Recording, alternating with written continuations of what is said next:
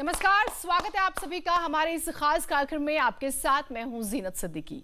Petrol 100 के पार हुआ तो कांग्रेस ने पत्राचार शुरू कर दिया।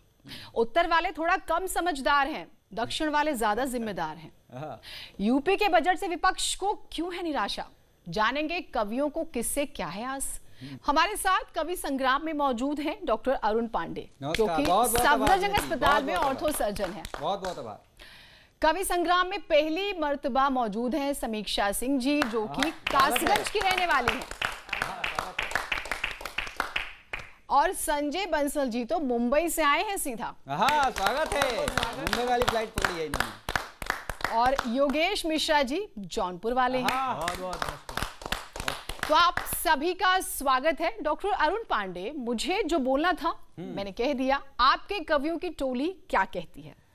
बहुत बहुत आभार जीनत जी। और जो ये कवि संग्राम में हम कवियों की टोली लेकर आए हैं, बहुत खास लेके आए हैं, क्योंकि यूपी का बजट भी आया है और आपने जैसे पहले बताया कि राहुल गांधी का बयान भी आया है। तो इस यूपी के बजट पर और राहुल गांधी जी के बयान पे आज हम चर्चा करेंगे और जरूर बात करेंगे। चिट्ठी आई है। तो मैं इस कवि संग्राम की शुरुआत करता हूं और यूपी में जो जीनत जी बजट आया है वो क्या करके आया है ये मैं बताना चाहता हूं। कि योगी जी के चाल पर हो गए हैं सभी ढेर, योगी जी के चाल पर हो गए हैं सभी ढेर, यूपी के विकास का हल भी निकाला है।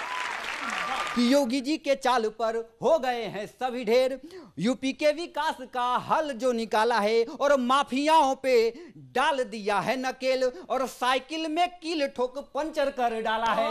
कि साइकिल में कील ठोक पंचर कर डाला है। और क्या कर डाला है जीना जी इस बजट में?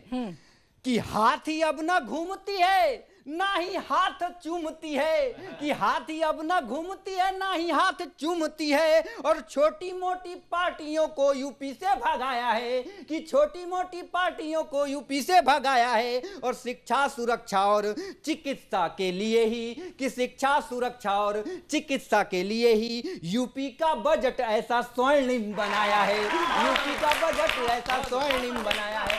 और स्वर्णिम बजट बनाने के साथ साथ बंसल जी और समीक्षा जी क्या किया है? देखिए जीनत जी, जो प्रेमी प्रेमिकाएं हैं वो बहुत ज्यादा व्यथित हैं इस बजट के द्वारा। और क्या क्यों व्यथित है ये बताने की कोशिश करता हूं। कि हाथ जोड़कर कर रहे हैं, हाथ जोड़कर कह रहे हैं प्यार की कसम, हाथ जोड़कर कह रहे हैं प्यार की कसम, वैलेंटाइन में जो खाए हैं उस मार की कसम। और सुरक्षा पे बढ़ाया बजट स्वीकार है, कि सुरक्षा पे बढ़ाया बजट स्वीकार है, और मजनू स्क्वाड हटा लो योगी राज की कसम, मजनू स्क्वाड हटा लो योगी राज की कसम। तो ये प्रेमी प्रेमिकाओं का भी बजट है। तो इस बजट को आगे बढ़ाने के लिए हमारे बाएं तरफ खड़े हैं संजय बंसल जी, जो कि मुंबई से आते हैं। आपका बहुत बहुत स्वागत है संजय बंसल जी। और क्या सुनाना चाहते हैं यूपी के? बहुत धन्यवाद। सर्वप्रथम न्यूज 18 के सभी दर्शकों को सादर अभिवादन, प्रणाम।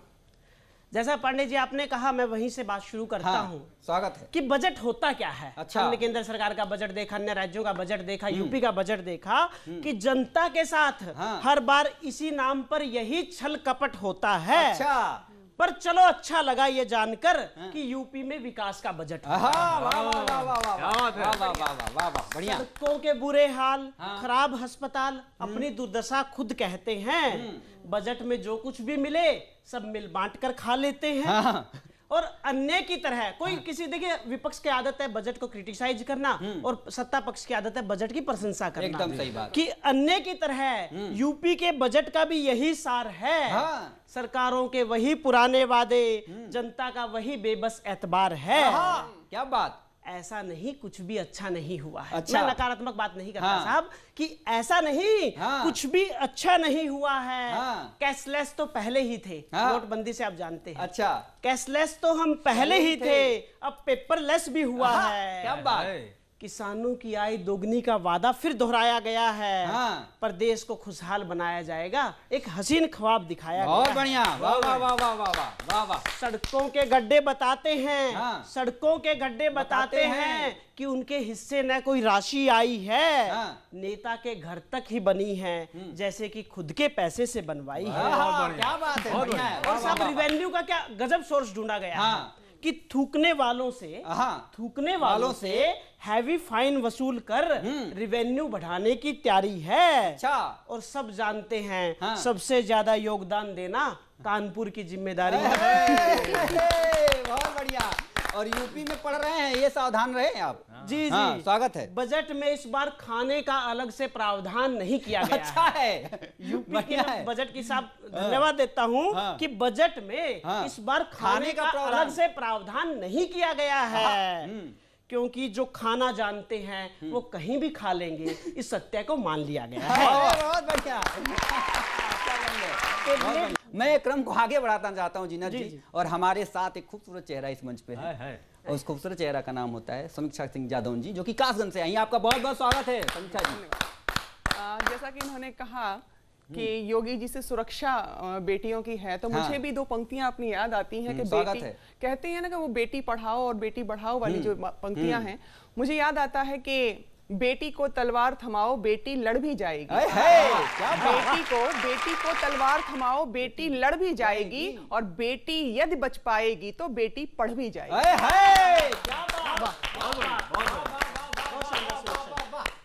और अब मैं दो पंक्तियां इसलिए पढ़ती हूँ कि जब लोगों को कष्ट होता है हमारे उत्तर प्रदेश का, क्योंकि मैं उत्तर प्रदेश से आती हूँ और मुझे बहुत गर्व होता है अपने प्रदेश पर, तो जब मेरा प्रदेश उन्नति कर रहा है तो उन लोगों को कष्ट होता है। मैं दो पंक्तियों से बताती हूँ कि उनको कैसे रास आए अपना गौरव जयकारों में। उनको कैसे रास आए अपना गौरव जयकारों में, जो आंखों पर पट्टी बांधे बिछे रहे दरबारों में। जो आंखों पर पट्टी बांधे बिछे रहे दरबारों में। और अब मैं बात कर लेती हूँ उस बजट की जो अभी आया है। मुंबई वाला बोला है तो यूपी वाली बोल रही है, सुनिए आप। वाह, स्वागत है, स्वागत है। मैं बोलती हूँ अंत्योदय की रही भावना और सभी को काम की। हमारे जो मुख्यमंत्री जी ने वादा किया है वो क्या क्या है मैं आपको बताती हूँ। कि अंत्योदय की रही भावना और सभी को काम की, खूब सजे संवरेगी नगरी पूज्य अयोध्या धाम की। अंत्योदय की रही भावना और सभी को काम की, कृषि शिक्षा और रोजगार के साथ सुरक्षा का वादा। बहुत बढ़िया। कृषि शिक्षा और रोजगार के साथ सुरक्षा का वादा। एयरपोर्ट भी राम नाम का, नगरी भी श्री राम। जौनपुर से आने वाले योगेश मिश्रा जी का मैं स्वागत करता हूं। और यूपी के बजट पे लल्ला क्या आप लिखे हैं? स्वागत है। ये बजट आया तो राहुल गांधी जी के अनुसार हम कम बुद्धिमानों का या कम दिमाग वालों का बजट बजट हम कभी क्या बताएंगे। लेकिन बस इतना ही जानते हैं हम बजट के बारे में कि ये बजट नहीं आसान, बस इतना समझ लीजिए। ये बजट नहीं आसान, बस इतना समझ लीजिए। जनता के पैसे से सरकार चलानी है। और के चेहरे पे इतनी बड़ी मुस्कान लाया हो योगेश तुमने, वाह, बधाई। तो ये वाह वाह। इस बार यूपी का आप लोगों को पता होगा कीर्तिमान स्थापित किया है, सबसे बड़ा बजट रहा है अब तक का इतिहास का। तो उस बड़े बजट की विशेषताएं क्या थी आप सुनिए। कि 5.5 लाख कोटि का बजट हुआ है पास, के यूपी बोल रहा है। हाँ, यूपी बोल रहा है। आय 2 गुनी किसानों की करने की है आस, के यूपी बोल रहा है। हाँ, यूपी बोल रहा है। जब बजट आया तो विपक्ष कुछ न कुछ उसमें कमियां निकालेंगे। तो अब आइए चलते हैं विपक्ष की तरफ। अच्छा। पक्ष वालों की तरफ से तो आपने कह दिया कि बोले मुलायम दादा, बोले मुलायम दादा, सुनकर बजट ये है बेकार जी। बोले मुलायम दादा, सुनकर बजट ये है बेकार जी। बबुआ हमारा कब से बैठा है घर पे बेरोजगार जी। और मायावती कहें बनवाओ हाथियों वाला पार्क, के यूपी बोल रहा है। हाँ, यूपी बोल रहा है। के 5.5 लाख कोटि का बजट हुआ है पास, के यूपी बोल रहा है। अच्छा, हम कवियों को क्या उम्मीद है बजट से? हमारी कुछ मांगे हैं प्रधान मुख्यमंत्री जी से। ओ प्यारे योगी जी, बहुत प्यारे, बड़ा मासूम चेहरा। ओ भोले योगी जी, ओ सीएम योगी जी सुन लो हमारी भी गुहार जी, ओ भोले योगी जी सुन लो हमारी भी गुहार जी, फीस बढ़ा दो करा दो, फीस बढ़ा दो करा दो, कवियों का सारा टैक्स माफ जी। और न्यूज़ 18 उत्तर प्रदेश से देंगे हम आभार के यूपी बोल रहा है, हाँ यूपी बोल रहा है। 5.5 लाख कोटि का बजट हुआ है पास के यूपी बोल रहा है, हाँ यूपी बोल रहा है। तो जीना जी ये जौनपुर का जो लड़का है, जौनपुर में केवल चमेली का तेल ही नहीं मिलता, ऐसे जैसे कभी भी मिलते हैं। आपको बहुत बहुत बधाई हो योगेश मिश्रा जी। एक सवाल का जवाब भी दीजिएगा हमारे दर्शकों को। जिस उत्तर भारत के विवेक पर प्रश्न उठा है, उसी उत्तर भारत ने उन्हें चुना था, तो क्या ये जवाब है? अब ये तो बंसल साहब ही बताएंगे कि क्या हुआ है।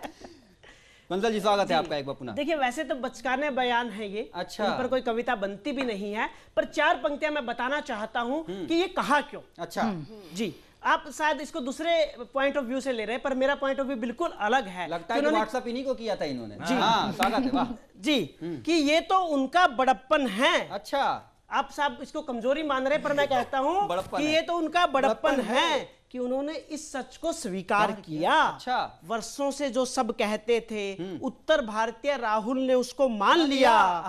कहते हैं बड़े लोग जब भी तुलना करते हैं खुद से ही करते हैं, बस इसलिए दक्षिण भारतीयों को उन्होंने खुद से ज्यादा समझ। क्या बात, क्या बात है, क्या बात है बंसल साहब। तो दक्षिण भारतीयों को खुद से बेहतर मान लिया जाए, एकदम बात आपने सही कही है। और मैं भी चाहता हूं कि इस बंसल साहब के आवाज में मैं भी आवाज अपना मिला दूं। जी, और क्यों, और देखिए जीना जी, कहीं ना कहीं ये आप लोगों का ज्यादा दोष है। वो कुछ बोलते और हैं, और आप जो मीडिया वाले उनसे इंटरव्यू इतना ले लेते हैं कि कुछ भी बोल देते हैं। फिर वो तो इंटरव्यू में ही आप जैसे कोई पत्रकार उनसे पूछा था तो उन्होंने ये जवाब दे दिया था। तो कोई फिर बात इसमें हमारा भी कसूर नहीं। जी हाँ, ये मीडिया वालों का कसूर है। वो हर दिल अजीज है, इसलिए हर कोई उनसे और मैं क्यों कहना चाहता हूँ इस न्यूज़ 18 के कवि संग्राम में कि हर बात का नहीं बतंगड़ बनाना चाहिए। बहुत सही। वाह वाह वाह।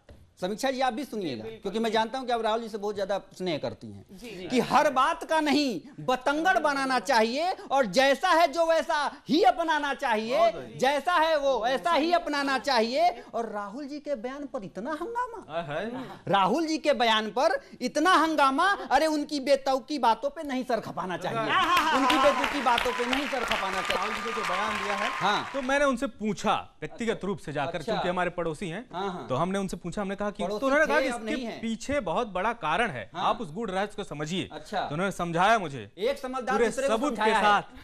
वाह वाह वाह वाह वाह वाह जी योगेश, कि मैंने पूछा राहुल जी से, हाँ, मैंने पूछा राहुल जी से, आपने ये बोला कैसे? हाँ, उत्तर प्रदेश वाले लोग नादान हैं। मैंने पूछा राहुल जी से, आपने ये बोला कैसे? उत्तर प्रदेश वाले लोग नादान हैं। राजनीति में तो यहाँ इनका ही राज चलता, राजनीति में तो यहाँ इनका ही राज चलता, बड़े बड़े मंत्रियों में इनके ही नाम हैं। अब राहुल जी का जवाब सुनना कि राहुल जी बोले पीछे लीजिए 3 पीढ़ियों से। 3 पीढ़ियां। राहुल जी बोले पीछे लीजिए 3 पीढ़ियों से, पाल पोस रहे मेरा एक खानदान है, और 3 बार मुझे को जिता के भेजा है, तो 3 बार मुझे को जिता के भेजा है, तो कैसे कह दूं कि यहाँ लोग बुद्धिमान हैं, कैसे कह दूं। समझदार इंसान एक दूसरे समझदार इंसान को समझाया है, और समझाने के बाद ऐसा कवि लिखता है। बहुत बहुत अभिनंदन करता हूं इस पंक्तियों के लिए। और मैं क्रम को आगे बढ़ाता हूं, और मैंने पहले ही कहा कि बेटी बचाओ बेटी पढ़ाओ से लेकर जिस पे पंक्तियां इन्होंने समर्पित की, और इनको देख के कोई भी जो यूपी का कोई भी लड़का हो गुस्ताखी कर नहीं सकता, क्योंकि ये फिजिकल एजुकेशन वाले टीचर हैं। तो ऐसे टीचर को मैं आमंत्रित करता हूं जिनका नाम है समीक्षा सिंह जादव। स्वागत है आपका। बहुत बहुत धन्यवाद। और आपने अभी कहा कि हमें उनकी बातों पर ध्यान नहीं देना चाहिए, लेकिन मैं ये कहती हूँ कि जो सत्ता की विपक्ष में जो व्यक्ति बैठा हुआ है, जो नेता है, और सबसे बड़ा विपक्ष का नेता जब ऐसी बातों को करता है तो हम उसकी बातों को हल्के से नहीं ले सकते। और वो कल के प्रधानमंत्री भी स्वयं को सोचते हैं, दिवा स्वप्न देख सकते हैं, उनको अधिकार है ऐसा। तो उनका क्या समस्याएं हैं मैं कुछ बताती हूँ आपको कि मिले कहाँ पर सीट सुरक्षित छांट रहे हैं पप्पू जी। मिले कहाँ पर सीट सुरक्षित छांट रहे हैं पप्पू जी, छोड़ अमेठी वायनाड में काट रहे हैं पप्पू जी। मिले कहाँ पर सीट सुरक्षित छांट रहे हैं पप्पू जी, छोड़ अमेठी वायनाड में काट रहे हैं पप्पू जी। भूल गए हैं हिमगिर से सागर तक भारत माता है, भूल गए हैं हिमगिर से सागर तक भारत माता है, उत्तर दक्षिण पूरब पश्चिम बांट रहे हैं पप्पू जी। तो हमने राहुल गांधी, उनके विवेक और उत्तर भारतीयों के विवेक के बारे में भी कवियों की जुबानी सुन लिया, बजट के बारे में भी सुन लिया। महिला सशक्तिकरण में हमने देखा समीक्षा जी को और दौरे योगी में महिलाएं किस तरह से आवाज बुलंद कर रही, हमने वो भी देखा। एक छोटा सा ब्रेक लेना पड़ रहा है और ब्रेक के बाद इन तमाम कवियों से हम पूछेंगे कि इन्होंने आखिरी चिट्ठी कब और किसे लिखी है।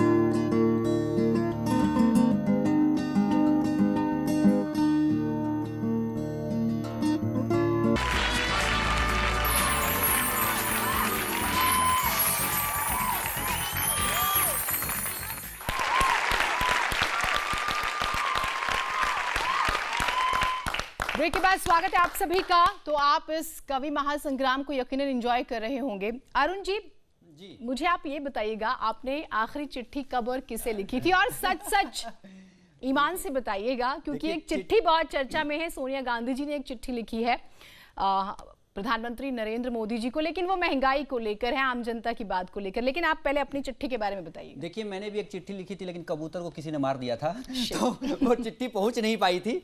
और इस चिट्ठी की जो बात कही है आपने, जो सोनिया जी ने मोदी जी के लिए लिखा है चिट्ठी, तो हम लोग उस देश के वासी हैं जहाँ पे जब कोई प्रधानमंत्री अगर अपने देश की सुरक्षा की बात करता है तो हम खड़े हो जाते हैं, लेकिन जब महंगाई बढ़ने लगती है तो उस पर हम ही कभी उनका विरोध भी करते हैं। तो पेट्रोल का जो दाम दिन दो दिन बढ़ता जा रहा है, उस पे कवि संग्राम में हमारे साथ खास मेहमान हैं।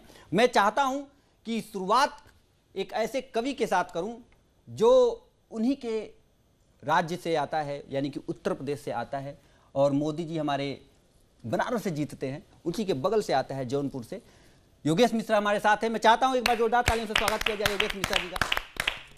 चिट्ठी पे ये देखते हैं क्या सुनाते हैं। ये चिट्ठी जो लिखी थी सोनिया जी ने, मुझे ऐसा लगा, मतलब विश्वसनीय सूत्रों से मुझे पता चला कि वो चिट्ठी दरअसल राहुल गांधी जी ने लिखवाई थी।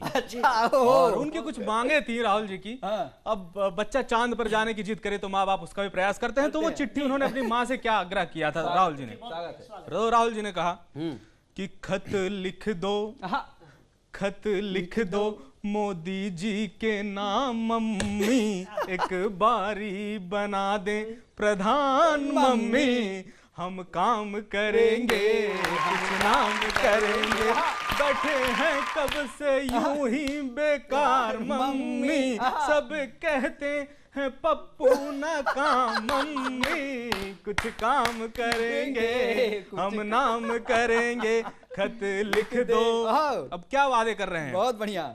कि चमका देंगे कोना कोना, आलू से निकलेगा सोना, आलू से निकलेगा सोना, गेहूं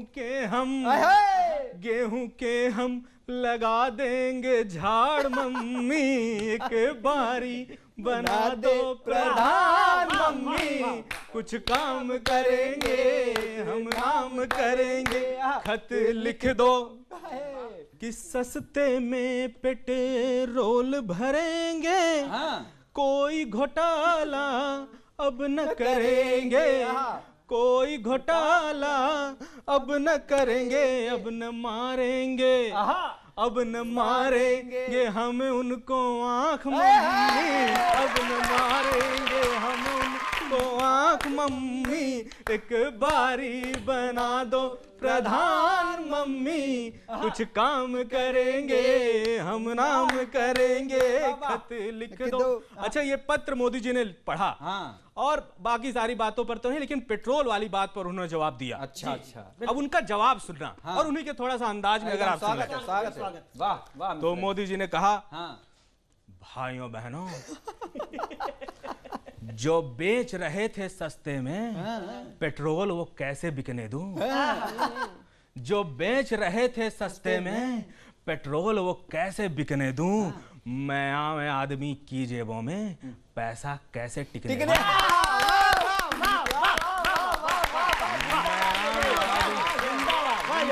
मैं आम आदमी की जेबों में पैसा कैसे टिकने दूं, महंगाई मुझसे पूछ रही, महंगाई मुझसे पूछ रही, कब फिर से टैक्स बढ़ाओगे, अब तो डीजल भी पूछ रहा, कब मेरा शतक लगाओगे, मैंने वचन दिया जीडीपी को, भाइयों बहनों, मैंने वचन दिया जीडीपी को, महंगाई नहीं गिरने दूंगा, मैंने वचन दिया जीडीपी को, महंगाई नहीं गिरने दूंगा, सौगंध मुझे पेट्रोल की है, मैं रेट नहीं गिरने दूंगा, मैं रेट नहीं गिरने दूंगा।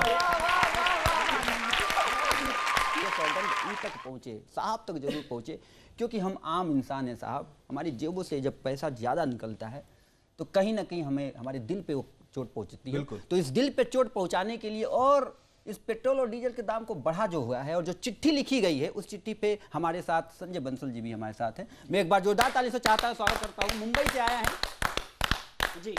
सर्वप्रथम जीनत जी ने पूछा कि आपने चिट्ठी कब और किसे लिखी थी। अच्छा। तो पांडे साहब आपने कहा कि आपके चिट्ठी को कबूतर ने किसी ने मार दिया, तो पहुंचे ही नहीं। आप सौभाग्यशाली रहे। आप तो तोते वाले लग रहे हो हमें। आप सौभाग्यशाली रहे। मेरे वाली पहुंच गई थी। अच्छा। मैरिज करनी पड़ी। अच्छा। बहुत बढ़िया। तो तब साहब देखिए, जिस तो आपने कबूतर नहीं कबूतरी भेजी होगी। स्वागत है। जी जी जी, बहुत बढ़िया। पर साहब मैं सोचता हूँ कि चिट्ठी लिखी तो सोनिया जी ने, देखिए चिट्ठी का क्या होता है ना, दो पंक्तियों से बात शुरू करता हूँ। औलाद अगर नाकारा हो तो क्या क्या करना पड़ता है, औलाद अगर नाकारा हो तो क्या क्या करना पड़ता है, बेटे के पत्र लिखने की उम्र है और माँ को लिखना है। क्या बात है, क्या बात है। पर कुछ भी कहो, पर कुछ भी कहो, सोनिया जी की यह अदा हम सबको भाई है। मोबाइल के दौर में लेटर लिख उन्होंने भारतीय संस्कृति निभाई। क्या बात, क्या बात। अच्छा डॉक्टर साहब, आप भी जानते हैं, जब मैं कवि हूँ, लेखक हूँ, और हम देखते हैं कि हमारी जो कॉपी बाजार में आती है या मंच पर आती है, वो अंतिम कॉपी होती है, पर पहली कॉपी नहीं होती। पहली कॉपी जो होती है वो हमारे दिल के करीब होती है। जो पहला ड्राफ्ट होता है किसी भी लेख का, उसमें सच लिखा जाता है, पर उसके बाद बाजार के अनुसार या यूं कहिए थोड़ा डिप्लोमेटिक होते हुए उसमें सुधार किए जाते हैं। स्वागत है। पर मेरे पास वो कॉपी है जो सोनिया गांधी जी ने पहली लिखी थी और वो मोदी तक नहीं पहुंची। पहुंचाइए। मैं वो ड्राफ्ट आपके सामने पढ़ता हूँ। पहुंचाइए। वो कैसे लिखा गया, न्यूज 18 वाले जरूर पहुंचा देंगे। जी जी जी जी। प्रिय मोदी, पत्र लिख रही हूँ खून से, स्याही मत समझना। आप सभी जानते हैं, पुराने लोग जो बैठे होंगे, कि कैसे लिखे जाते थे साहब, कि पत्र लिख रही हूँ खून से, स्याही मत समझना। ये सब राजनीतिक नफरतें हैं, पराई मत समझना। मोदी, तूने यह क्या सितम कर डाला, हमारी 70 साल की मेहनत को एक झटके में खत्म कर डाला। कितने उत्साह से हम कोई भी चुनाव लड़ते हैं, पर न जाने तुम क्या करते हो, नतीजे तुम्हारे ही पक्ष में रहते हैं। मेरे बेटे को तुम्हारी आईटी सेल ने बदनाम कर दिया है, मेरे बेटे को तुम्हारी आईटी सेल ने बदनाम कर दिया है। बहुमत छोड़ो, लोगों ने बहुतक देने से इनकार कर दिया है। क्या बात है। धन्यवाद साहब, धन्यवाद। बहुत बढ़िया, बहुत बढ़िया। और जीनत जी सबसे ज्यादा मुस्कुरा रही हैं। वाह वाह वाह वाह। जी धन्यवाद। हाँ। अब तुम ही बताओ, सोनिया जी की दुविधा समझिए। अब तुम ही बताओ, इस बुढ़ापे में मैं क्या क्या करूं? सरकार बनाऊं, लेटर लिखूं, या बेटे के लिए वधू चुनूं?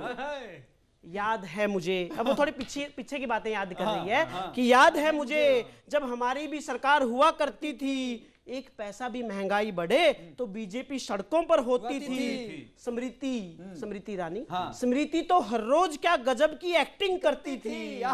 थोड़े से पेट्रोल के रेट बढ़ते सच में दुखी लगती थी।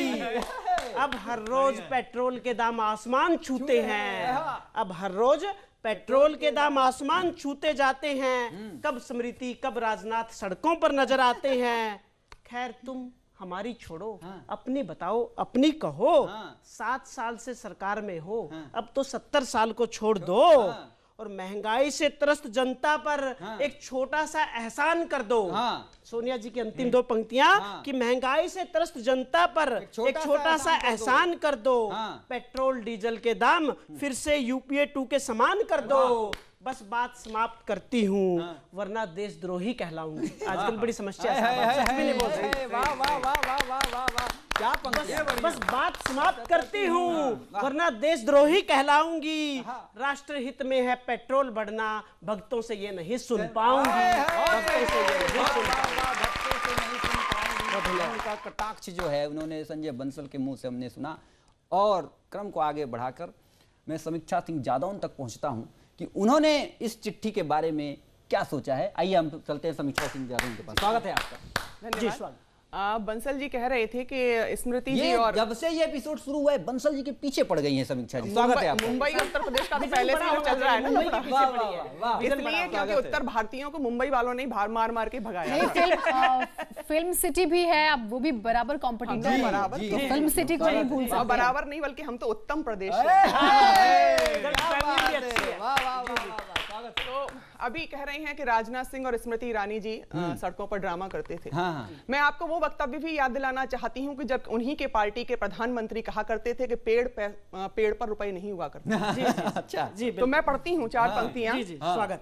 कि उगते नहीं नोट पेड़ों पर, उगते नहीं नोट पेड़ों पर, उनके नेता कहते थे। उनके उगते नहीं नोट पेड़ों पर, उनके नेता कहते थे, इसीलिए वो घोटालों में सबसे अव्वल रहते। क्या बात है, क्या बात है, क्या बात है। उगते नहीं नोट पेड़ों पर, उनके नेता कहते थे, इसीलिए वो घोटालों में सबसे अव्वल रहते थे। आज उन्हें भी चिंता होती डीजल और पेट्रोल की, आज उन्हें भी चिंता होती डीजल और पेट्रोल की, जिनके आंसू आतंकी के मरने पर ही बहते थे। क्या बात, क्या बात, क्या बात। ये है समीक्षा। वाह वाह वाह वाह वाह वाह वाह। तो जो आतंकी की मौत पर आंसू बहाया करते थे, आज उनको आम नागरिकों की चिंता होने लगी। और मैं मुझे याद आता है एक गजल के 1-2 शेर, और मैं पढ़ती हूँ कि क्या जीवन में कोई अच्छा काम करोगी मैडम जी। क्या बात, क्या जीवन में कोई अच्छा काम करोगी मैडम जी। क्या जीवन में कोई अच्छा काम करोगी मैडम जी, या जीवन भर भारत को बदनाम करोगी मैडम। जीवन भर बदनाम करोगी मैडम। हम उस 100 लीटर की पेट्रोल को झेल सकते हैं, लेकिन जब अपना कोई व्यक्ति हम खो देते हैं, उस क्षति की भरपाई हम नहीं कर सकते। तो मैं समस्त भारतवासियों की तरफ से मोदी जी को समर्थन में 4 पंक्तियां पढ़ती हूँ। स्वागत है। कि मैडम जी की चिट्ठी पर मत गौर करो तुम मोदी जी। मैडम जी मोदी जी पे आ गई है। वाह वाह वाह। मैडम जी की चिट्ठी पर मत गौर करो तुम मोदी जी, अपने भारत की उन्नति अब और करो तुम मोदी जी। मैडम जी की चिट्ठी पर मत गौर करो तुम मोदी जी, अपने भारत की उन्नति अब और करो तुम मोदी जी। तेल वेल की नहीं है चिंता, तेल वेल की नहीं है चिंता, हम सब साथ तुम्हारे हैं। तेल वेल की नहीं है चिंता, हम सब साथ तुम्हारे हैं। सकल विश्व में भारत को सिरमौर करो तुम मोदी